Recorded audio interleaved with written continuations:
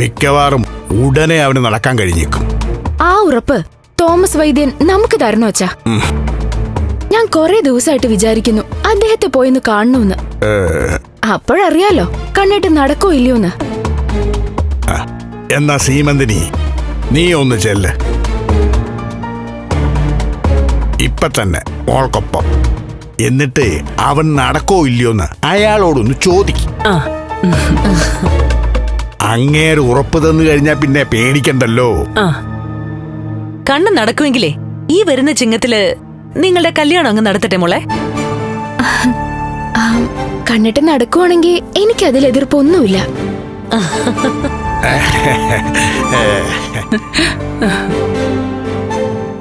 എന്റെ അടുത്തൊരു പേഷ്യന്റ് ചികിത്സ തേടി വരുമ്പോ അയാൾക്ക് ഞാൻ പരമാവധി ആത്മവിശ്വാസം കൊടുക്കണം.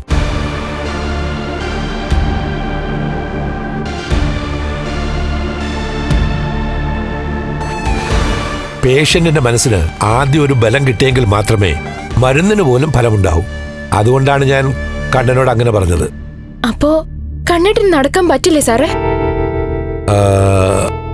അതിന് സാധ്യത വളരെ കുറവാ.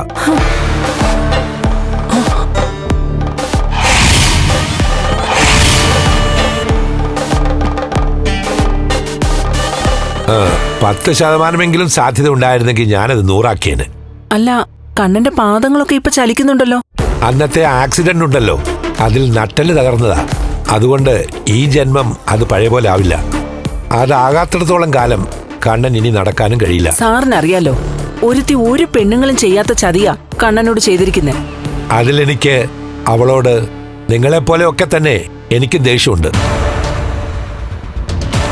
പിന്നെ എൻ്റെ അടുത്ത് ആരെങ്കിലും ചികിത്സയ്ക്ക് വരുമ്പോ അവരോട് ഞാനത് കാണിക്കാറില്ല. എന്റെ ചികിത്സയിൽ കള്ളത്തരം ചെയ്യാറുമില്ല. അതുകൊണ്ടാണ് അന്ന് അവൾ ഇവിടെ വന്നതിന് ശേഷം അവൾക്ക് നല്ല ട്രീറ്റ്മെന്റ് കൊടുത്തത്. ഇനി ഒരിക്കലും കണ്ണേട്ടൻ നടക്കില്ലെന്ന് ഉറപ്പിച്ചു അല്ലേ? അതെന്താ കുട്ടി വീണ്ടും വീണ്ടും ചോദിക്കുന്നത്?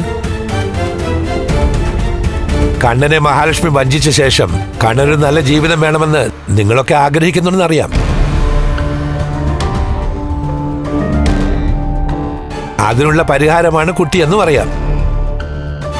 എന്നാൽ കണ്ണൻ നടക്കുമെന്ന പ്രതീക്ഷയോടെ അയാളെ ആഗ്രഹിക്കരുത്.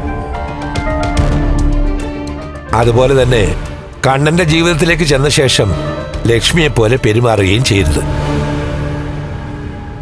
പിന്നെ കണ്ണൻ നടക്കത്തില്ല എന്ന് കണ്ണൻ ഇപ്പോഴും അറിയില്ല. അയാളെന്റെ മരുന്നൊക്കെ ഇപ്പോഴും കഴിക്കുന്നുണ്ട്. പക്ഷേ കിടത്തി ചികിത്സ ഇപ്പൊ വേണ്ടാന്ന് വച്ചിരിക്കുന്നത്. പ്രയോജനമില്ലാതെ എന്തിനാ ചികിത്സിക്കുന്നത്? എങ്കിലും ഇതൊന്നും കണ്ണനോട് പറയരുത്. അത് അയാൾക്ക് വലിയ ഷോക്കായിരിക്കും.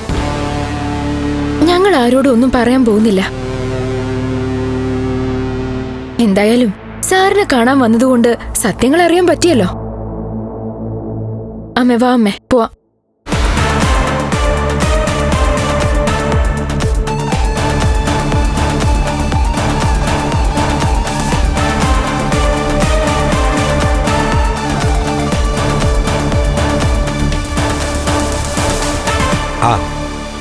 എടോ കണ്ണാ, അത് ഞാൻ കൈകാര്യം ചെയ്തിട്ടുണ്ട്. താൻ പേടിക്കണ്ട കേട്ടോ.